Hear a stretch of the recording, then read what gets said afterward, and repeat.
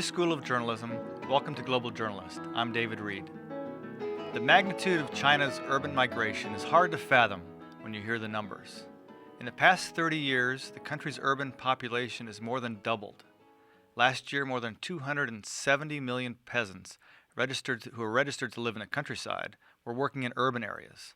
They left their families and farmlands behind in search for a better life in China's cities. Over the next 30 years, the urban population is expected to double once again, reaching 1 billion. Imagine this. In about a dozen years, China will have 220 cities with populations above 1 million. 15 supercities will each have more than 25 million residents. The entire state of Texas has 25 million people. These are the numbers that journalist Michelle Loyalka starts off in her new book, Eating Bitterness, Stories from the Front Lines of China's Great Urban Migration. Michelle, our guest in the Global Journalist studio, also points out that these millions and millions of migrants provide the profusion of cheap labor that helps fuel China's staggering economic growth. Welcome to the program, and welcome back to your alma mater. Thank you. It's a pleasure to be here. And also, Michelle brings the problems associated with this gigantic transformation and the global impact down to the street level, the personal level. Eating Bitterness chronicles the lives of 8 migrants, and in the process illustrates the entire country's complicated character and problematic growth. Also joining us by telephone on this program to talk about China's urban migration is Mark Frazier. Mark is an endowed professor of Chinese politics at the University of Oklahoma and chair of the International Studies Department. Welcome, Mark. Thank you. So let me ask each of you to briefly outline a few of the key problems that China faces in dealing with this pressing domestic challenge, how to accommodate hyperspeed development. Michelle, you want to start out? Sure. First of all, Chinese migrants, when they come to the cities, they tend to snap up sort of the lowest level jobs, the dirty and distasteful jobs that urbanites aren't really interested in. And they work really long hours. So we're talking about 80% of migrants work 7 days a week, 10 to 13 or more hours a day, and often 360 or more days a year. Wow. So that's a really significant problem. Also, their living conditions. So some places provide them with dormitories, but otherwise they have to essentially live in these migrant enclaves on the outskirts of society, which are essentially old farming villages where the farmland has been bought up, but the cluster of village homes remains. And so I think it's also about 70% of migrants live in 8 square meters or less. So we're talking about essentially a bed with a little walkway around it. So then there's also a whole host of social problems that they faced. I mean, there's definitely social stigma. Urbanites find them to be stereotypically to be of lower quality than urbanites. And their children often, if they go to schools, if they're able to go to schools in the city, the children often also, they can't keep up with the pace of the schooling in the urban areas. And they're kind of ostracized from their peers. So there's a whole host of problems that migrants face. Then there's also this whole issue of hukou or household registration system that we're hearing a lot about in the news these days, and probably Mark would be better to talk about that than me. Mark, you want to take up that aspect of this problem? Sure. The household registration system, or hukou in Chinese, it is many decades old, and we can talk about the history of it if anyone's interested, but of how it came about.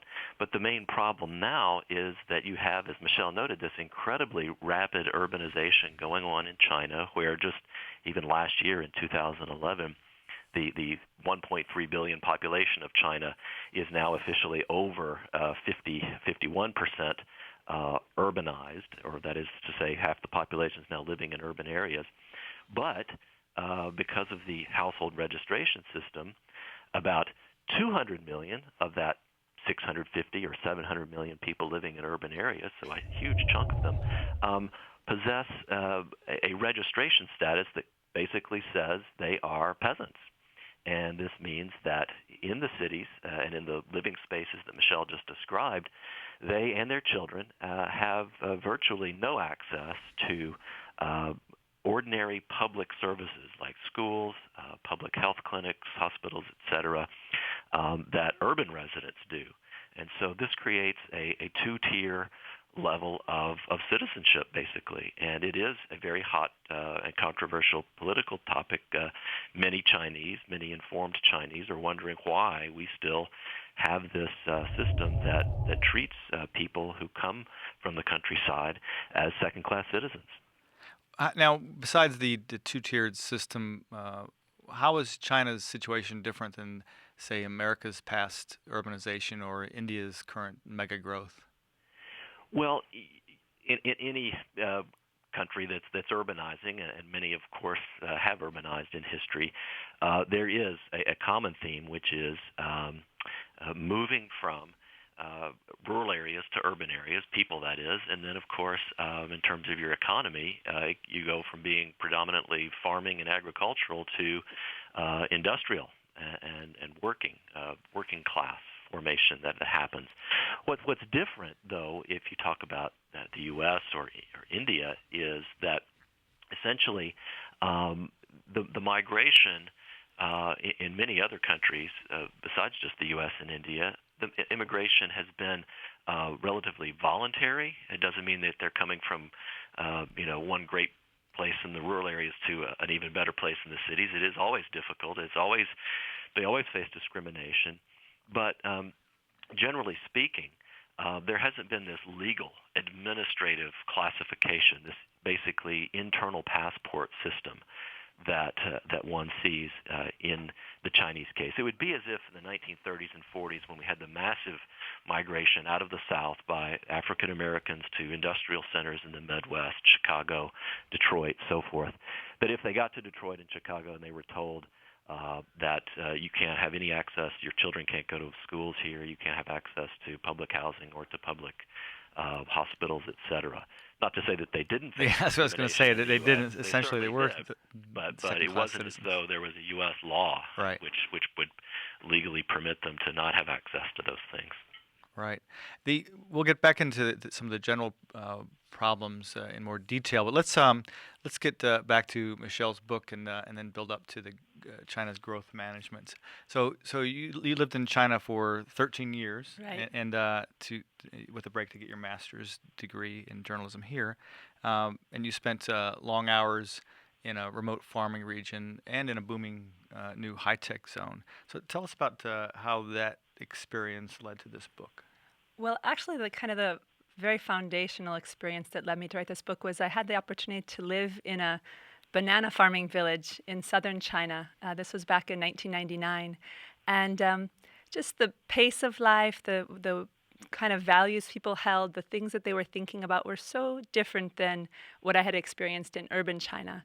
And that experience really got me thinking about China's economic recovery from the point of view of the peasant population. And from there, then I moved into Xi'an in western China and into this high-tech zone, which was really growing extremely quickly. And from the window of my apartment, actually, I could see, any given time there'd be 10 to 20 cranes out on the horizon building up new urban high-rises. Mm-hmm. But what I could also see from my window was this old village called Ganjiajai, which was essentially a farming village whose land had been bought up to make way for the high-tech zone. But the village house has remained, and that village originally held about 1,500 farmers. And at that time, was now packed with 30,000 rural migrants in about a 5-block area. Wow. And so I could only imagine. I mean, the development in Xi'an was so fast that sometimes I felt a bit dizzy. Just you didn't know from month to month and year to year what was going to be happening there.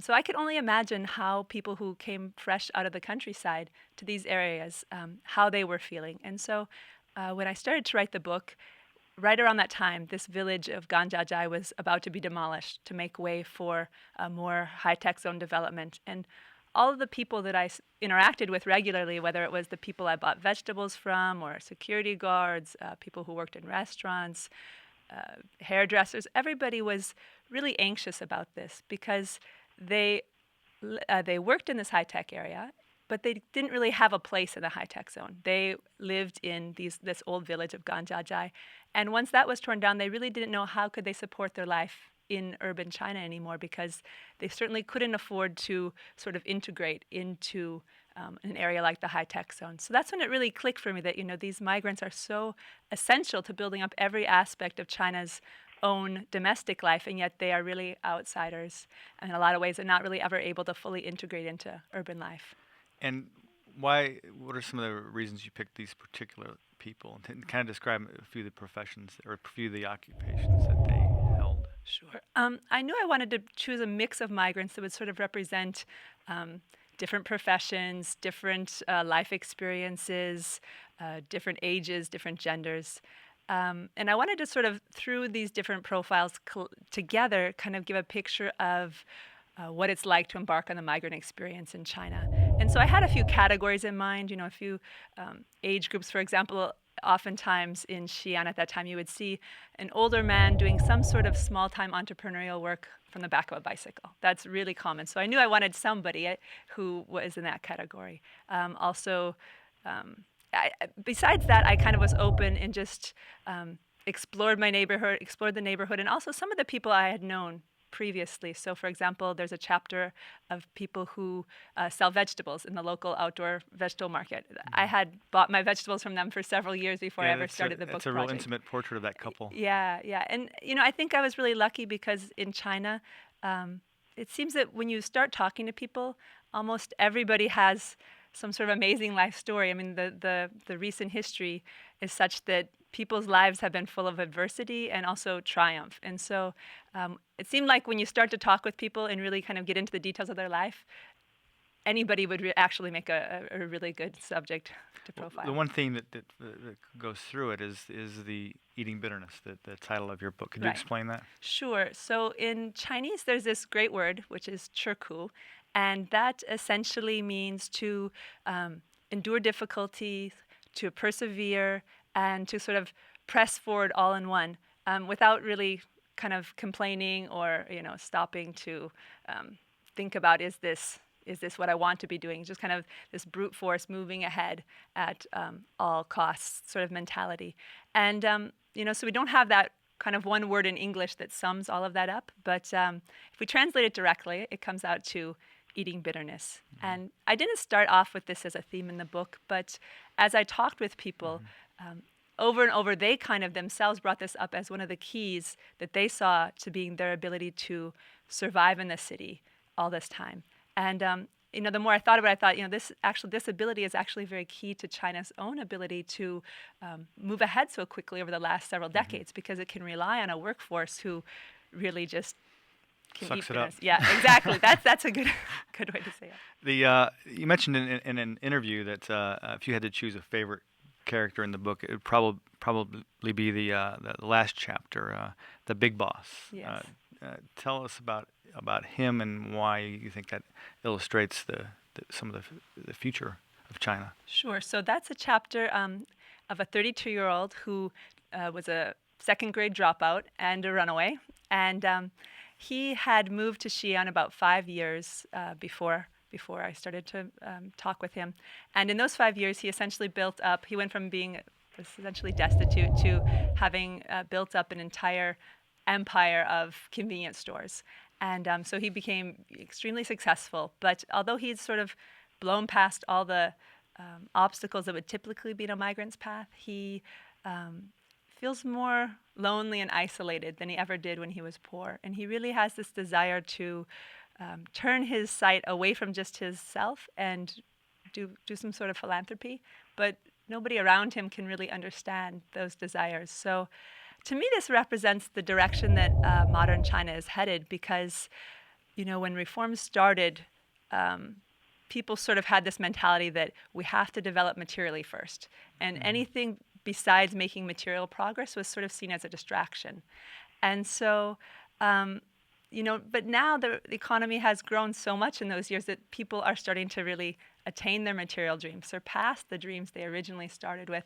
And so a real kind of restlessness is setting in. People are starting to wonder, now what? What's the next step? Right. And I certainly don't think that most migrants will become as successful as this man will, or even most urbanites won't become that successful. But, the GDP in China is growing so fast that it doubles every 7 years. So everybody's life is getting better. Not across the board evenly, but everyone's standard of living is improving. And so I think at some point, these migrants will stop and sort of reassess this mentality they've had to just eat bitterness for so long. And when they do that, I mean, it's going to be a real challenge to China. I think that's a good point to bring Mark back in. And Mark, and Michelle, you can also get into this. I want to talk about some of the current strains on the Chinese economy. After the holiday break this year, for example, China experienced a shortage of workers because some of them failed to return to work after the holiday, and there have been strikes by workers demanding higher wages and better working conditions. Mark, can you talk about these labor issues that may be getting more intense? Sure. Well, one of the things that is so fascinating about some of the recent labor protests, most visibly the one in 2010 at some automobile assembly factories, actually automobile supplier parts managed by Honda, was that these were migrant workers, but definitely the second generation, or those born in, say, the decade of the 1980s, who have a very different kind of identity, as you might expect, from those of their migrant worker parents, who probably tell their children who are going off to work for a Japanese automobile manufacturer like Honda that, I've eaten bitterness, to use Michelle's term that from her book. I've worked hard. Now you go and work as hard as I did, but the children who are going to be different from their parents have a very different attitude, and they expect to have better wages, better benefits, fewer working hours, not having to endure the kinds of dormitory living conditions that their parents did. And so we're seeing this generational change that's translating into much stronger demands for better working conditions by that second generation of the migrant labor force. But at the same time, politically, we're seeing a Communist Party leadership that is trying to reach out to the impoverished population, the migrant workers, the ordinary people. You hear this in speeches all the time, and so they're in a very difficult place where they need to be seen as supporting the strikes, not repressing them, but also not scaring off foreign investors for whom capital is so important, has been so important in China's economic takeoff.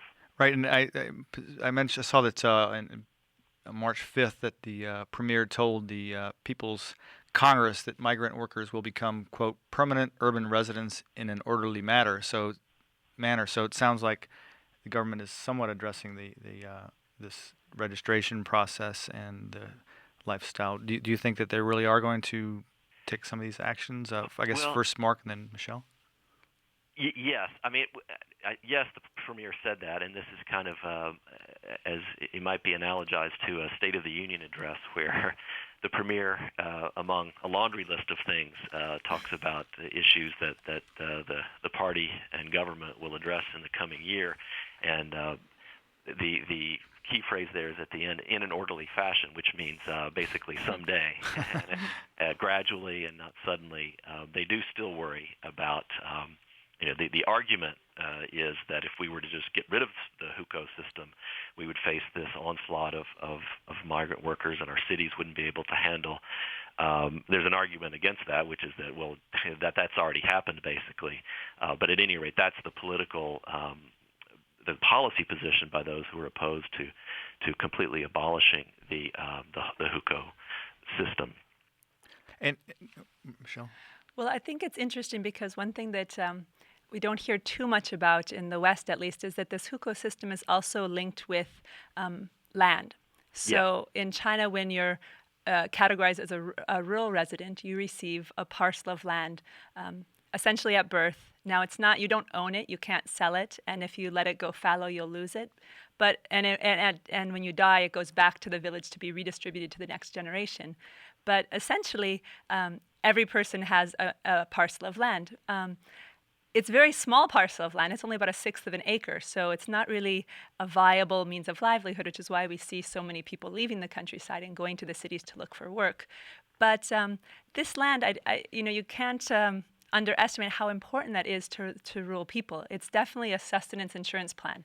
And a lot of the migrants that I talked to said that they wouldn't be willing to give up their hukou, their rural Right. hukou for urban hukou, because they feel like, as unskilled laborers, someday in the cities, when they get older, when their bodies break down and they're not able to just kind of do physical Yeah. labor, what place will they have in the city? So they want to keep that parcel of land associated with their urban or with their rural registration as a sustenance insurance plan and as a fallback option. And most people said, once in China, once you're a farmer, you're always a farmer. So I encountered a lot of people who weren't really willing to switch, and I think they've found that they've had some pilot programs in the South and in some places in the West where they offered people to be able to switch the residency, and in fact, a lot of people, they didn't have a lot of takers. So I think Wow. that's also another issue that is kind of tricky for the government to tackle. Yeah, and if I could add to that, of course, the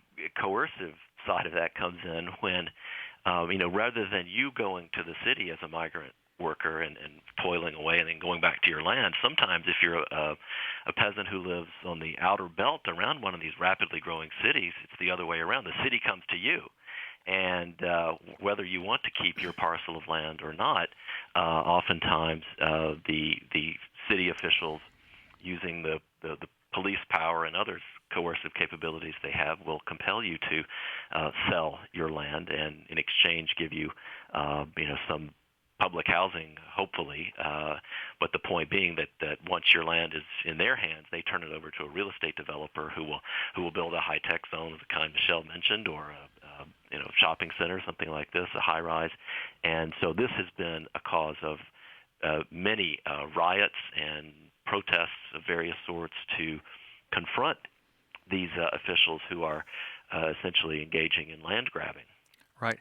Let's move to healthcare. And I know that's also part of this two-tiered system, and several of the people you profiled in America, we talk about being one medical emergency away from bankruptcy, and particularly the vegetable vendors. He was in debt for years because of a health problem, and these migrants aren't insured as the urban residents are. And then we have the problem of communicable diseases. Could each of you talk about the healthcare issue? Michelle, you want to go first? Sure. The government is making big strides to sort of extend the coverage of its subsidized healthcare. And with the hukou, also, everyone is entitled to healthcare, subsidized healthcare, but only in the place where you're registered. So obviously, as migrant workers, when they leave their villages and they come to the cities, then they're not entitled to those same social services. And so that's a big problem for migrants. The same holds true for schooling, for example. So everyone is entitled to schooling for their children, but again, only in the places where you're registered. So a lot of migrant children have been denied access into urban schools. And this is definitely a problem that they're trying to deal with, but it's definitely slow. Mark, how do you see the government coping and dealing with this problem? Well, it's interesting because the government will pull out a chart showing that in the last 5 years, the number of people with health insurance coverage has gone from something like 300 million, basically those who are in cities, to now maybe 900 million or even 1 billion, getting close to 100% of the population. And this is simply by a trick in which the government is registering both urban and rural people, and of course migrant workers too, under highly localized, highly fragmented health insurance plans. And they pay a little bit of a premium. They get health insurance coverage, but as some of Michelle's informants in the book talk about, you are still very vulnerable to the huge hospital bill. That even though you have insurance, it may cover only 10% of what your actual costs are. And this gets into the problem of the fact that hospitals and clinics in China have essentially gone private, fee-for-service model. So doctors and hospital managers are completely incentivized to test as much as possible in order to charge as much as possible in order to earn as much profit. And you get into a mess of the sort we're familiar with here in the U.S. Right. Now, before we wrap up our discussion, I want to remind everyone that you can view or listen to this program anytime by downloading our podcasts at globaljournalist.org. You can also find interesting articles, photos, and interviews related to today's program on our website. So please send us questions or comments via globaljournalist@kbia.org or at our Facebook page. You can also follow us on Twitter at GJJournalist. Now, just for the last question, I want to talk about the factories. In America, the biggest story related to the Chinese workforce is the poor working conditions at factories making components for Apple products, particularly Foxconn. Right. How big a role do factories play in this migration dilemma, Michelle? Well, from what we'd see in the West and Western media, I think people think that most migrants are factory workers, but in fact, of the 200 and some million migrant workers, less than a third of them work in factories. So most of them are doing some other sort of work in the cities. And I think one of the things that I didn't follow any factory workers in my book because I feel that they're kind of isolated from society in a lot of ways. They live in compounds in the factories. But one of the things with all of that coverage about Foxconn, I often saw people talk about it, the conditions as being like slave labor. But I didn't really think that that was a fair portrayal because the migrants that I interviewed who are self-employed, they choose to live in very similar ways. So, the vegetable vendors in my book, they work every day from 3 a.m. to 9 p.m. So we're talking about, 18 hours a day, 7 days a week, 360 days a year. And they live in essentially a one-car garage with their daughter without plumbing or heat or even a window. And you would think that they're doing this because they're just totally destitute, but in fact, that's not the case. In China, the savings rate is nearly 40%, but among migrants, I think they try to get about as close to 100% as possible. So people will live in very hard conditions, not because they don't have another means, but because they want to save all the money they can. And the one-child policy, that they're sort of living for that child as well. Absolutely, for the next generation. Well, we've come to the end of this week's edition of Global Journalist, produced by Reynolds Journalism Institute and the Missouri School of Journalism.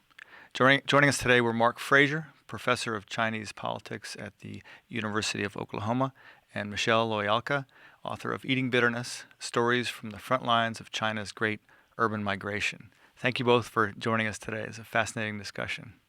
Thank you. Yeah, thank you so much. And a growing problem. Global Journalist is directed by Travis McMillan, audio by Pat Akers. Raymond Tungakar is our executive producer, with assistance from Ryan Kress.